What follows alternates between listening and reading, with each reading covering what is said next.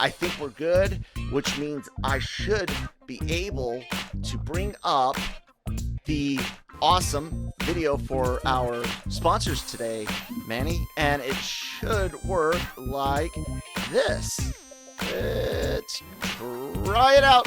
Yay! Thank you guys from growgeneration.com for sponsoring today's episode of LR Mornings. Make sure to check them out in the description, link below. Thank you, Grow Generation. It is Monday morning. You guys can tell I'm starting to play around with some of the tech I've been promising we would play around with. It's not perfect on the recording side of things. Still trying to learn a little bit about it, but it's fun and I'm excited to play with this shit. So, Manny, what's up, bud?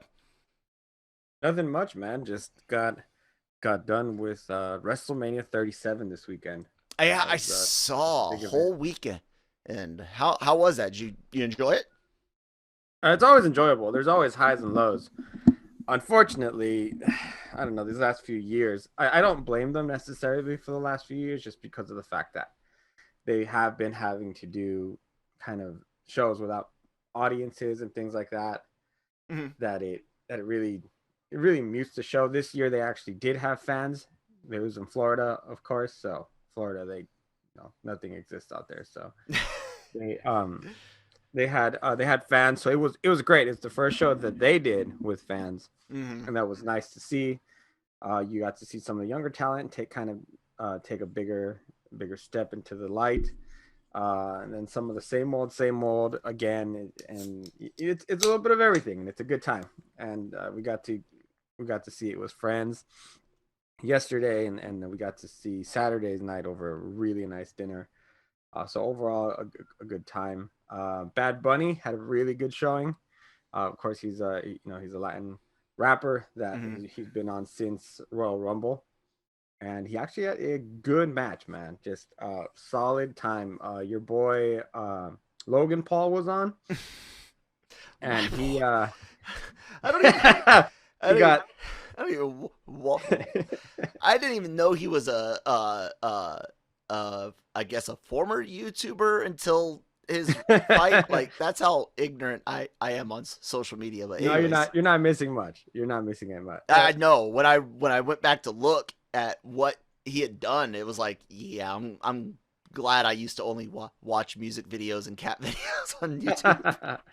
So yeah, just a good time. And so I'm just curious, as going forward, if they're going to keep the motto of no fans for now, or if they're going to start actually allowing people in, and if they're going to stay still at the wherever they are right now currently filming. I forgot where it was.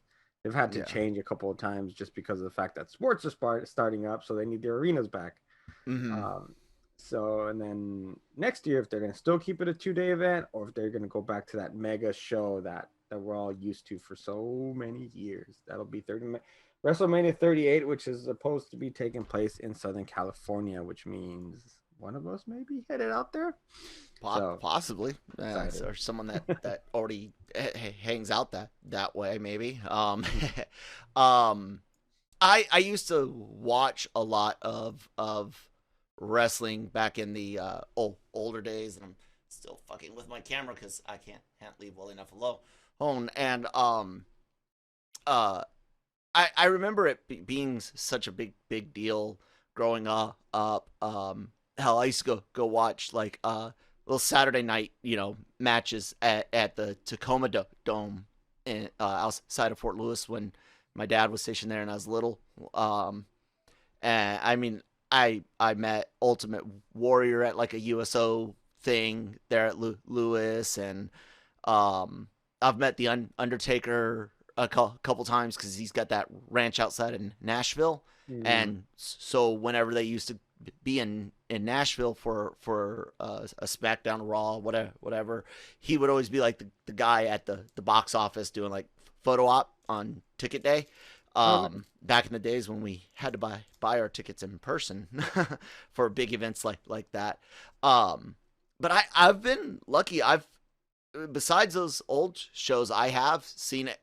I've been to a Raw, I've been to a SmackDown, and I think it was the '05 Judgment Day in Nashville, where Taker beat Hogan for the championship. I was at that, and that was pretty cool too. So, how do you like the cinematic filming for some of the matches like they did last year, and they've done on a couple of the other pay-per-views? That was something I was really curious with, because last year they had a Firefly Playhouse match with the Fiend, Bray Wyatt, and John Cena, and it was cinematic. And then, so I was very curious as to this year what they were gonna do with the Fiend and then Randy Orton, because now that you have fans, so when you have fans, you can't really do cinematic matches, because you're just gonna be showing thousands and thousands of people match on screen. That's not what you want. So they didn't do cinematic matches this year. But boy, that match between AJ Styles, the Phenomenal One, and the Undertaker last year for their match that was cinematic. It was done so well. Obviously set to a Metallica track, and then you kind of have him riding off in the sunset on his bike. It was kind of an homage to all of his characters that he had done throughout the years, and it was done really well. And I don't mind seeing more of those. It's just maybe you have to spread those out through the year, and not necessarily on a pay-per-view. You'll have to do that as a Peacock exclusive, where check out this cinematic match. Or I think there's room for it, because obviously each of the characters allow for all kinds of supernatural or whatnot to make it more interesting, to make it different. Who was it? I think it was Braun Strowman and Bray Wyatt had a decent one half a year ago. I think was at SummerSlam. I don't remember when it was. And so there's definitely room for them, and I think they should do them a little bit more. But I think what everyone's ready for, including the wrestlers, is to have those cheering fans, to have that pop when the music hits, or the crowd chanting different things, because not the same performing to a live audience than a room full of screens. Yeah, no, that was like, I remember hearing them talk about early on that how difficult it was to before they started like pumping in fan video and noise and stuff like that, how difficult it was to act, do the promos and do the story part, and even in the matches they were like, it just doesn't we're not able to get that energy from the fans that we need. And what's funny is, I will never ever call it fake, because anyone that does is an asshole and doesn't know jack shit about sports entertainment. But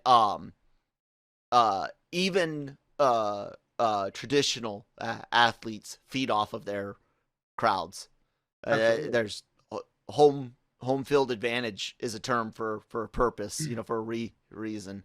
And I'm glad that they're getting to do things. And that was going to be my next question was, did you pay-per-view it or peacock it? And you don't have to pay-per-view it. You don't have to pay-per-view anymore. That's so that's pretty.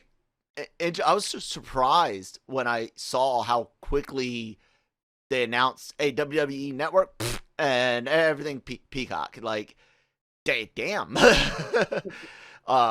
Do you like that? The fact that it's all, well, is it as in depth on Peacock as it is on the back catalog as it was when it was its own app, WWE? Yeah, nothing changed. The WWE app wasn't very good anyway.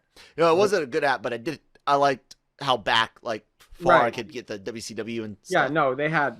I mean, I was on there on Saturday night just browsing a little bit. They had all of the WrestleManias on there. I mean, just awesome. 30 at that point, 36 years. Yeah. And the best WrestleMania ever. If anybody wants to check it out, just start to finish, WrestleMania X7.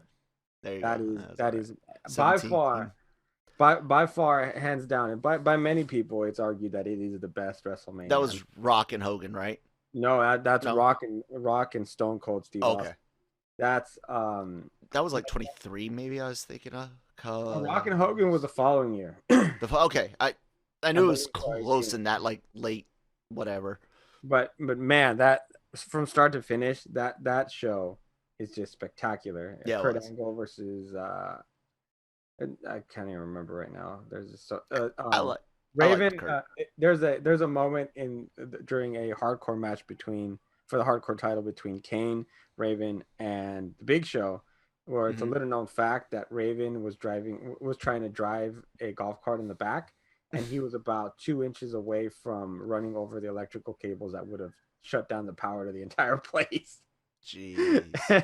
And so it's funny. It didn't happen, of course, Yeah. but um, it's funny. It's funny to think that something like that. But I mean, every big star you could think of is on that show, and Mm. I mean, from old school guys, William Regal, Chris Jericho, Edge. I mean, just it has TLC 2, which is a fantastic match. Which, if you don't know what TLC is tables, ladders, and chairs Hmm. between the Dudleys, Edge and Christian, and the Hardy Boys. Yeah. So I mean, I don't just if you have it. I mean, and that the cool thing about Peacock too is that a lot of people have been quote unquote forced to get it because it's where they can get their Sports their stuff. that too, and News. The I don't know. Office and Parks and Rec, Oh. which for a lot of people, not being able to watch The Office on Netflix has caused them angry issues as far as like why not. But it's all on Peacock now. It's all NBC Yeah. Universal. So, I have it, and because you could also watch all of the I think it's all of the Champion League stuff. Mm. So that's Paramount Plus. Peacock is going to be Premier League. Okay. I So don't know. It's all all too long, too green, and too low scoring for me. but I I'll say that my biggest thing is just the time thing because I'm military minded, which is if you're on time, you're already 15 minutes late, and if you're 10 minutes early, you're 5 minutes late. So when I see a bunch of guys get together or girls, I know there's some female refs out there now, officials now, and they're all like, I think we should add a minute 12. No. It's a minute 14. Look, God damn it, Bob. I'm tired of your minute 14 shit. It is a minute 21, and that's what we're rolling. I can't. Anyway, that's cool, man. You know what's not as cool for some people? Movies moving dates still. oh,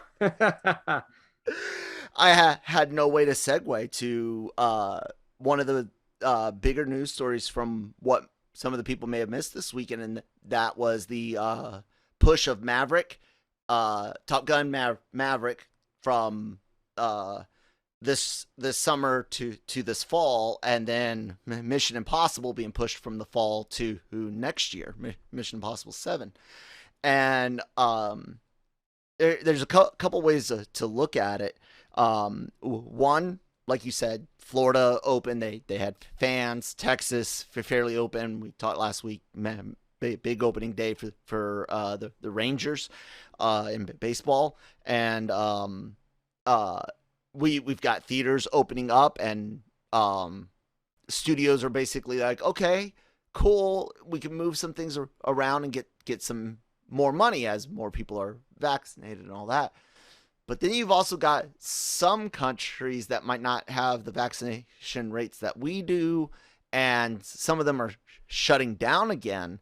Some of them nationwide in Europe, and some of them just like locally, like in Canada. I don't remember if it was the entire province Ontario is there or just the actual like city of Ontario. But they shut down. Some guy in charge named Ford shut stuff down.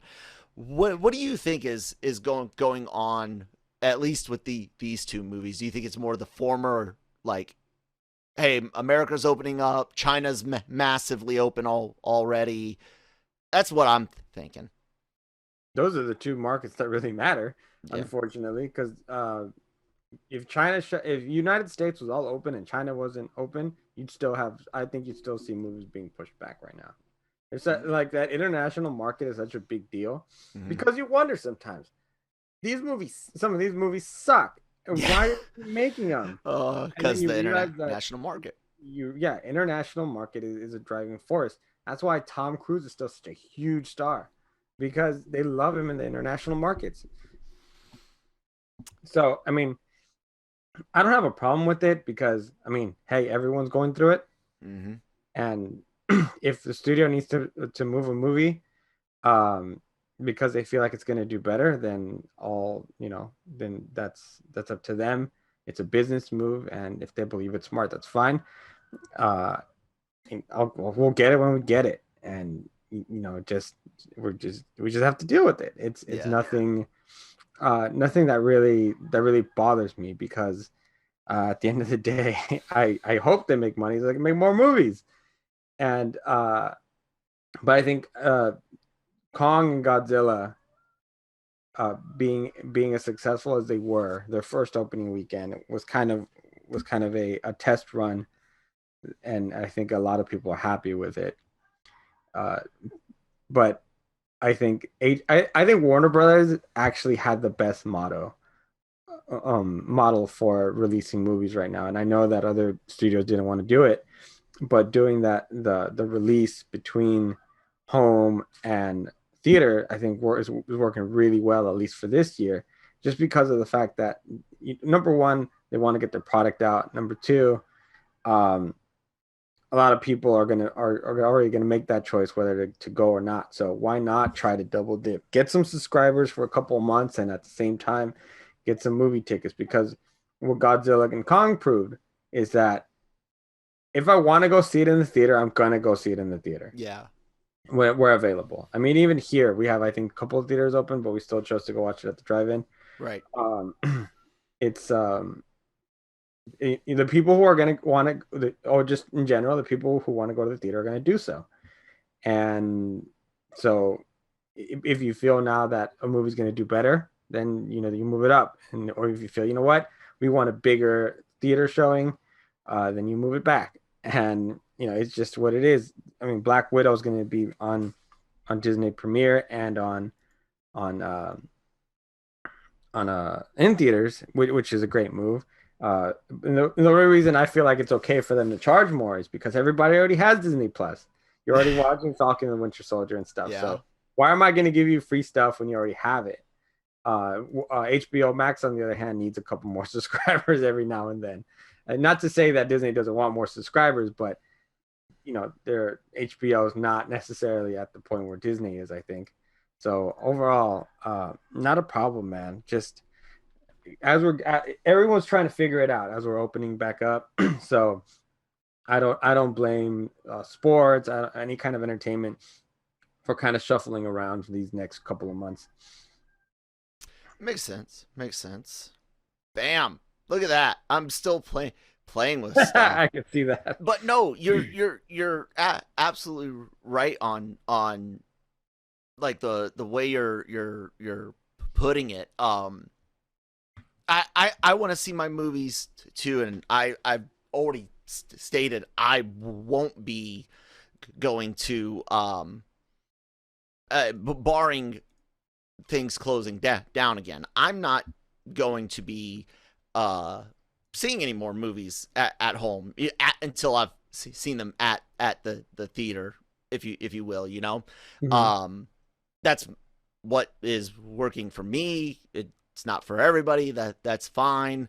And the one thing people have got to understand is this is still a business.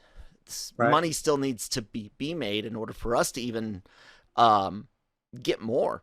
And we've been talking at this site for at least as long as I've been here about how even before the pandemic, movie theaters outside of the big blockbusters were struggling. If there wasn't a Marvel or Star Wars or DC film in the theaters, you saw like nothing. Like it was always empty. Like yeah, sure, people are going to see their rom coms and whatnot, but overall, it was all about that comic book movie, that Star Wars thing, Mm-hmm. and people were just fed up with cost, fed up with other people. We've become so even before the pandemic, and I told my wife, I was like, I really worry about people because we were already becoming very anti-social as far as like in person social. That you already had movies come out 4 months after hitting theaters now. How long do you remember waiting for Jurassic Park? Like a year from theater to your VHS deck Oh was like yeah. a year, man. It was nuts. And I just the only bad thing about Warner Brothers model is the money. They don't make as much money, which on releasing it just at HBO Max with just the subscription cost. But at the same time, when Disney charges, people freaked out about it, and I'm like, Mm-hmm. guys, you want another end game? Either go buy a shit ton of merchandise to make up for the lack of tickets sales, or go see it in the theaters, or at least buy a ticket and then watch it at home. Something's got to happen for the actors, actresses, the grips, the photography directors, your regular directors, producers, PA, all they got to have something to make, and in order to have something to make, you got to have money, and that's my biggest fear is that we might end up with a I don't want to call it a brain drain because it's not really a brain drain, but you know what I'm saying, like a similar situation. We're gonna have like this drought of quality entertainment as there's like this attempt to redesign how we are entertained. I don't know. What do you think? Am I too far out there? No, I think you're right, and it's something that I had talked with Jammer about before, and that's that the pandemic really just sped things up Mm-hmm. as far as where we were going with streaming services, with Amazon services, with curbside services, Yeah. everything in general. I think that's where we were headed anyway, but it was slower, obviously, because it wasn't a Mm-hmm. necessity; it was a luxury. Then, because of the fact that we were all supposed to separate for safety reasons and whatnot, then it became a necessity, and we had to change on a dime. And for some, that it was easier than others, and then for others, it was like especially like introverts, it was like finally, my time has come, and so you didn't even have to go to Target anymore. You just use your Circle app and you pick things up. You want to pick up food, just pick it up. All the movies are going to be on different streaming services. I'm good. I'm still here. So, It's all right. uh, just it's just a different. We're evolving into something else. We're getting closer and closer to Wally, and it's not something I'm excited for. But uh, the cool thing is that everyone has the opportunity to choose to do what they want. For Right example, now. Mm. yes. For example, despite the fact that a lot of places aren't necessarily open 100%, my girlfriend and I were still able to get a good meal yesterday, sitting inside a restaurant in a booth, Yeah. and we were so excited to do that. And we were talking about how we were excited to plan one of these weekends where we got to see multiple films at the theater. Oh wow. And I haven't and done that in so long. oh well, the thing is, she's always been a Regal Club member. Yeah. So she plans a day where it's like a film, lunch, and then another film, Wow. and That'd be is able cool. to enjoy a lot of like those indie films sometimes that you don't get to see in theaters very much. Like you were saying, the ones that don't make that much money, Mm-hmm. because a lot of times, if you have the opportunity and you have the means to enjoy a film in theaters, I think that's the way you're supposed to enjoy them. That's the way Yeah. they're made to be enjoyed. Except for like Cloverfield, like that should give me a headache. Um, I liked it. no, it was fun, but Jesus, man, Yeah. it's just like On I that big of don't a like screen. the yeah. Um, Anywho, but yeah, it's we're just it's gonna be different times, and I think the real tell will be not this year but next year, because I mean California is supposedly going to be completely open June 15th if the number of vaccines stay the same as far as like growth. Mm-hmm. That's the target date that has been set. Uh, if it's changed, somebody want to let us know. That's fine, but that's the last thing I heard on the radio. Things in here changes almost every day. Yeah. So Disneyland's open again. Six Flags is open. Universal is open. So uh, in the summer, I don't see a lot changing this year, but 2022 will be a tell to see how we're doing and where Yeah. we're going to be headed permanently, because there's no going back. Mm. It's just a different world we're going to live in. Yeah.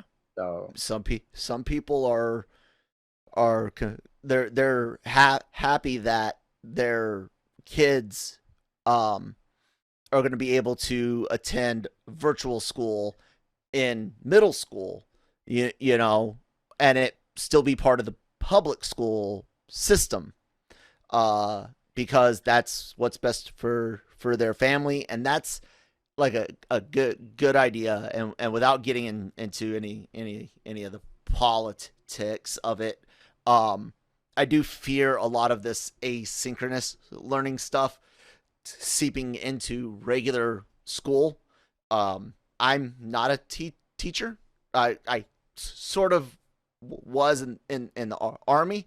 But it's a lot different teaching somebody either my construction teaching an adult electrical wiring or construction, or tactical movement, how to move on an objective in an urban environment or whatever, and teaching my 7-year-old with special needs and having the same patience and stuff. Those are some of the things that I worry about most as far as like effects on society and things. Some of the teachers in the elementary schools have used asynchronous as what it's designed, which was light on the work for the kids, so that way they're getting a break from always being at the screen and stuff like that, and a chance for the teachers to catch up on grades, put up new videos, pre-record shit that they needed to do, get rooms clean. That's what it was designed for. Some teachers are doing that. Other teachers are legitimately planning a 5-day planner like normal with full assignments on the asynchronous day, and are like, okay, mom and dad, I don't give two fucks if you're at home or not. I don't feel like changing my shit up, so you're the teacher for the day. That and snow days going away forever, like that's a scary thought, man. Like you're a parent too, who, man, we love our kids, but I like somebody's like, cut your heart out with the spoon, or your child's done. Here, take it, But I still want some time away from the little punk, uh, It's something that I think most of us already had a certain appreciation for teachers, yes, but I absolutely. think this last year has raised the bar as far as appreciating what a teacher does for us as parents and for the child. Um, I honestly, if a teacher didn't necessarily want to change we were in a situation where us as parents, once again, we're giving the responsibility of our kids, which ultimately they are our responsibility. Yeah. But we do have jobs, we do have things that we need to get accomplished during the day that you don't plan for. But then again, none of this was planned for. Everything is on the last minute and trying to put it together. I give a lot of credit to a lot of leadership in different school districts that had to sit in room for just weeks and weeks and try to figure out how to make it work, for at least duct tape it all together for a little Yeah. bit, Oh, I'm not make it taking work. away No, from yeah. that. Yeah. I'm just My dad's a teacher. My sister's a teacher. So. my girlfriend's a teacher. Yeah. So well, all I'm saying is that for it'll go back to normal, and we're in, we'll appreciate it a little bit more. Yeah. Although I will say I do not miss dropping off my daughter crowded school every morning, because everyone obviously shows up at the same time to drop off their kids, and that was something that was nice to not have to do that. I'm back to doing that, of course, but it's a little different because the protocols, they have every grade going to a different gate and different times, and so it's easier right now. But yeah, I want my daughter in class, because it's not just because of the fact that I want her in school, because I need a break. No, it's the socialization, the growing, the learning to individuate from your parents, and discovering who your daughter is. That's why we used to do it in small villages. We don't have those anymore, so we do it through the school systems. And don't get me wrong, my biggest complaint about the asynchronous thing is the lack of consistency. If that wasn't clear, that's why I try to say it was like some do this, others do that, and it's like pick one, because this really isn't my job. But if it's going to be, then it needs to be all the time, and not some. That's my biggest gripe with is consistency with like everything with me. But yeah, just like studios, man. Right now, it's hard. You just get a pass right now. Yeah. Well, that's the thing, is it's almost like, and I'm not bragging or trying to be pretentious. My kid's smart. He's ahead academically, but he suffers socially, and I've literally looked at it and been like, this assignment is not worth the fight. We're not doing it, and I don't care. He already knows it. It was like me in school. I had a teacher, Kyle, why didn't you do your homework? And it's like, I'm not gonna call her out, but it was like, Miss 10th grade English teacher, why do you make homework weigh so much? And I was like, I ace all your tests. I get an A on every paper that I write, every report that I write. And I just don't feel like doing these stupid worksheets. I don't feel like doing these itty bitty paper. Like, no, why? Well, the other kids aren't as great at not my fault. I had a similar geometry, man. The homework didn't weigh as much as the test did, as much as some of the other. So the opposite. So I figured out that even if I didn't do homework, I was gonna, if I did well on the test, I was gonna get a B-. Yep. And I was like, so you and I the exact same. I'm completely happy with that. And my teacher was like, there's no guarantee that you're gonna get an A on the test. And I was like, watch me. I was like, not only am I gonna get, I'm gonna get the extra credit done too, just to show you.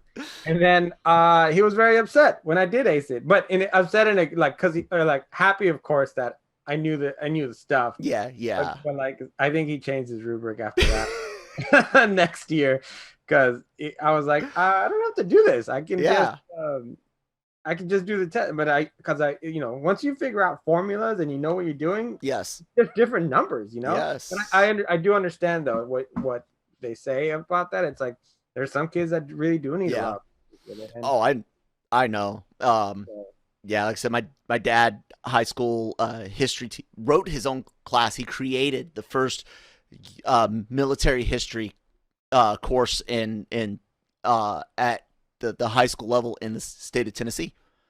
Nice. And got it approved in his district, and another teacher in another district, I use steal jokingly, stole my dad's class for his own school with, you know, my dad's permission, all that. And so my dad's own program could be spread across the state, which is pretty cool. So yeah. And with people that do, and this is way out of entertainment, but just because it's fucking LR mornings.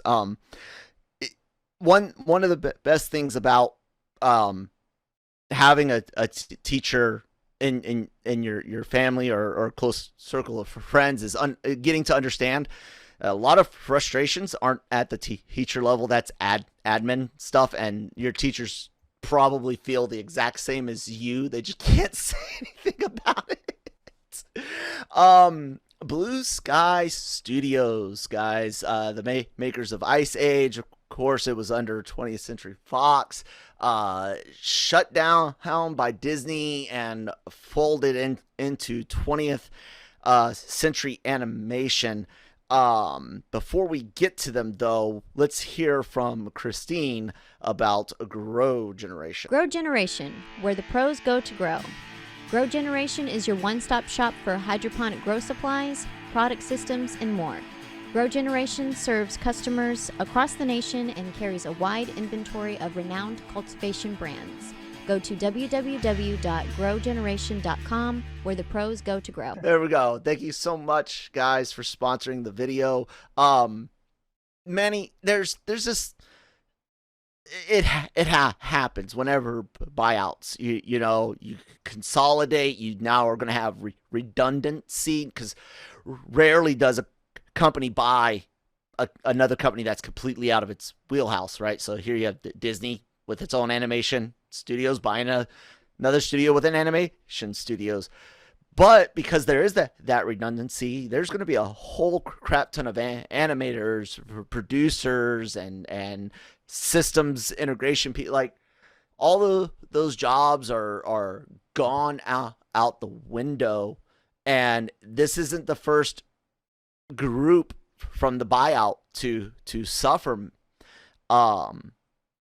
What do you think about this situation, and should there have been an attempt from the FCC to be like, no, you guys already have these animation studios, we don't want to see these ones disappear, like they did with the sports thing? Like, you guys would have too many sports if you also got Fox Sports with the deal. What do you think, man? No, I mean, it's not up to the government to decide what runs and what doesn't. Good answer. If Fox couldn't support an animation studio, then they weren't going to do it on their own anyway. Yeah. So why is it Disney's problem? Look at the properties. I mean, Ice Age. Now name another. There's a couple, actually. There is Rio robots, and yeah, but I mean, they made one movie, right? So, like, that's what I'm getting at. While they were good, the only one really that you could think of that was fairly successful was Ice Age. Yep. Even though, as much as you bring robots up, people usually smile and they because they had a good time with it. Because I mean, when Robin Williams was voicing one of the robots, so obviously it's going to be fun. But it has it's not Disney's fault that Fox couldn't do it on their own, because if they were able to do it on their own, then they would have never had to sold. Exactly. They would have been fine. But you saw that they were never able to be quite successful with X-Men the way they wanted to. Their sports brand was pretty good, actually. I thought they were decent, not as good as ESPN, of course, but. And then their animation was always, I wouldn't say necessarily second class, but it wasn't up to par with some of the other studios like DreamWorks or with Disney Animation. So, it is what it is, and there's no reason why, especially if they weren't doing as well as your own animation studio, that you should keep it. Sorry, guys, it's just the way it works. It is. I love the way you brought that up. Strongly about it, then make your own studio and start doing your own films. Go get a bad idea. Yeah. Yes. Absolutely. It's always some people get so emotionally wrapped up into to the human aspect of stories like this. And yeah, definitely empathize, sympathize, feel for, help support, help start a studio and thing, support these guys, hire them. If you're at 20th century animation, try to figure out a way to make space, in the budget for an extra production agent, or DreamWorks pick them up and things like that. The cool thing about modern world, for example, what we're doing right now, what the Russo brothers with their Agbo or Argbo, whatever, production company, doing their film festival competition this week. They're going to release a prompt. You're going to have 48 hours to write, film, edit, and submit a movie that is between 30 seconds and 3 minutes, with no more than 15 seconds of credits.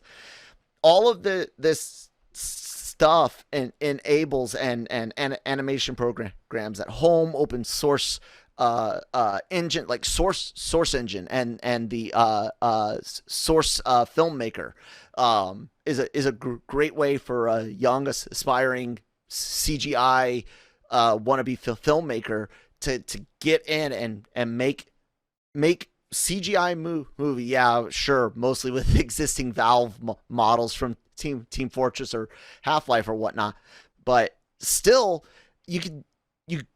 that's free, and you get to mess with it, and then you could take that and throw it on YouTube and make a name for yourself. And while it's always fun to play devil's advocate, post questions to you like I did, your answer's the 100% right one. Does it suck sometimes? God, yeah, absolutely. But is it over? Only if you let it be, or when the meteor comes smashing into, please, the mid-Atlantic seaboard.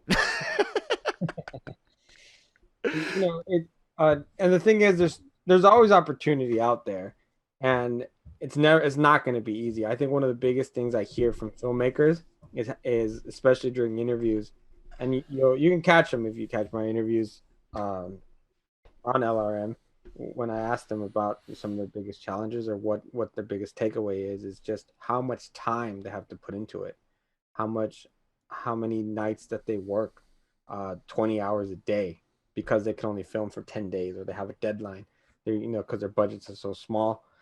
And I think it's a similar thing with films, with animation. I mean, yeah, that's where you need to start. You need to, if you're an aspiring animator, do it on YouTube. But there's, when something folds up, there's opportunity. How many streaming services are always looking for original content? How many strange animations have become so popular? You have apps you can work with. You have video games. You have so much that's still out there. It is just a matter of applying yourself. But those are the people that are successful, people that are able to get up early and stay up late, and you really grind a little bit, because it's not going to fall in your lap.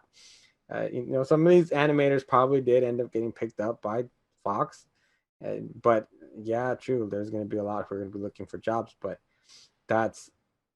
it's not their fault. But at the same time, it's also not anybody else's fault.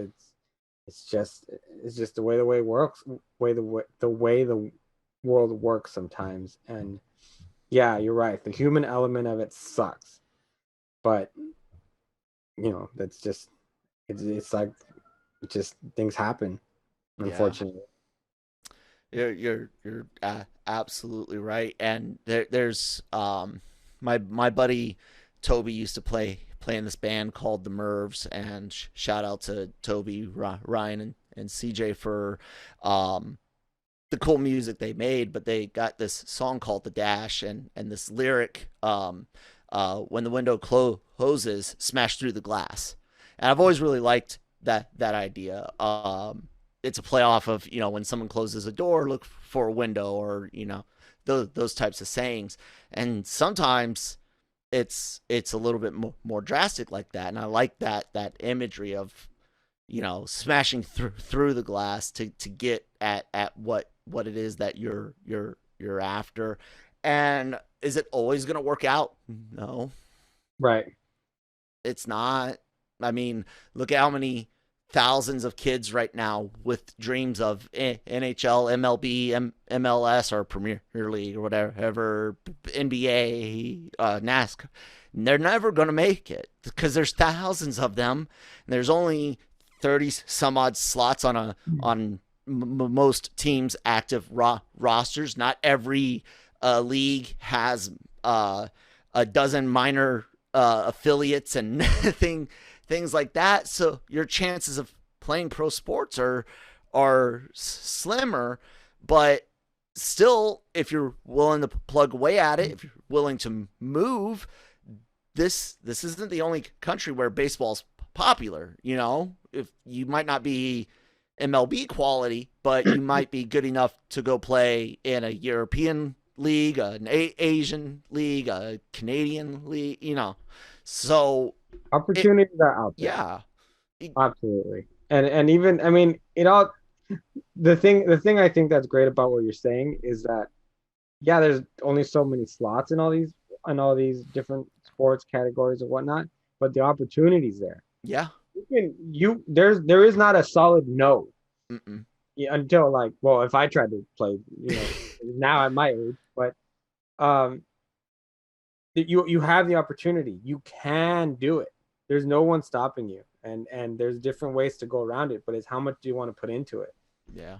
And sometimes it'll work out, but usually nobody ever says that they made it into football, and it's like, yeah, they tell you about all the hard work that they had to do, all of the camps, all of the training, eating habit, everything. Yeah.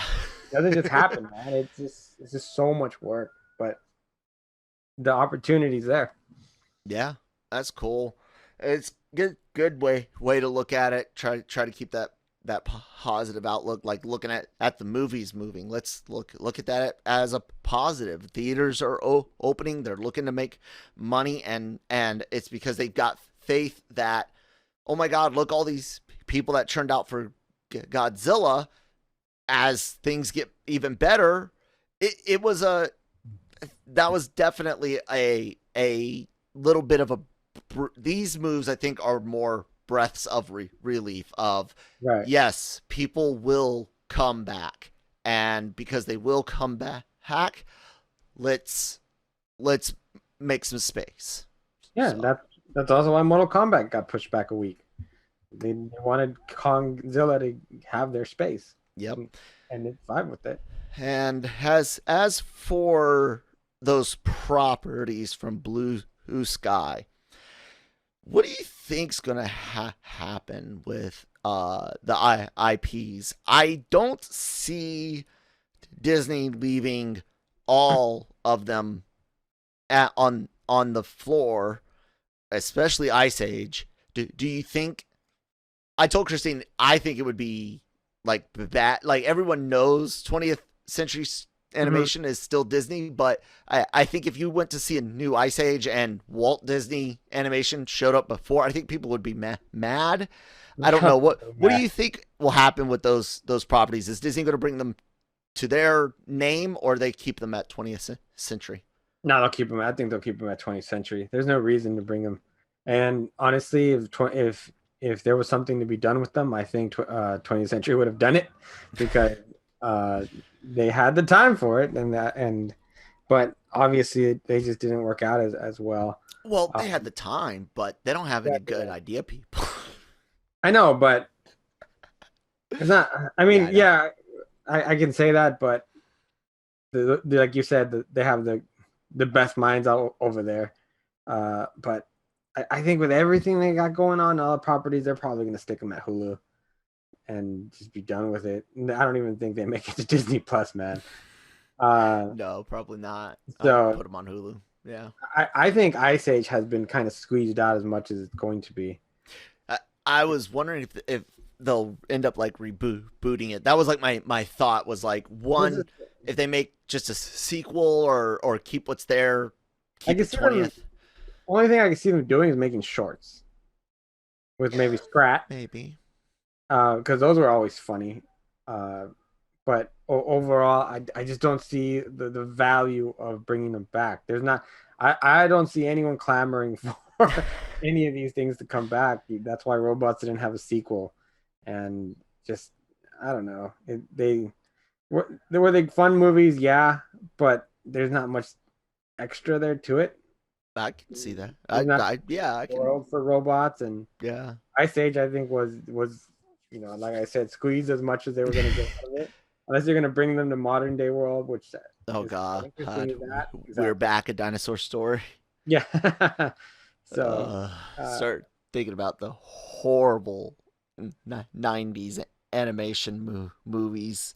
Thanks to that Disney boom started by the Little Mermaid right around the turn of the decade. And remember, what was it, the troll or goblin with the green thumb or whatever in Central Park, and the Thousand Land Before Times, and yeah. Hey! Don't rag on the Land Before Time. You leave little shit alone. I like my dinosaurs eating people, just like they did when they existed at the same time in real life. No, I'm joking. Nothing wrong with Littlefoot eating grass. He's a long neck anyway. Oh man. Well, guys, that's gonna do it for us today. Hopefully this overlay and everything turns out all right, and I'm able to sync any odd audio. If for some reason there's nothing but still frame pictures today, you guys know I failed miserably. Thanks to our sponsors, Grow Generation. Make sure you guys are checking out the website LRMonline.com every day for all your entertainment news, needs, and opinions. Subscribe to the YouTube channel where you're most likely watching this, and if you're just listening to it on your Spotify or SoundCloud, Apple, Google podcast app, hey, please hit that follow button, subscribe, share us with some friends and family, and Manny, where can people find you at online if they can't see the screen? If you can't see the screen, you can find me on Twitter at LRM_Emmanuel. And on Instagram at riddlethis_510. And you guys can find me at that Kyle Malone on Twitter, at one Kyle Malone on Instagram. Thank you guys so much for listening. Manny, thanks for being on again as usual, and we'll talk to you guys tomorrow.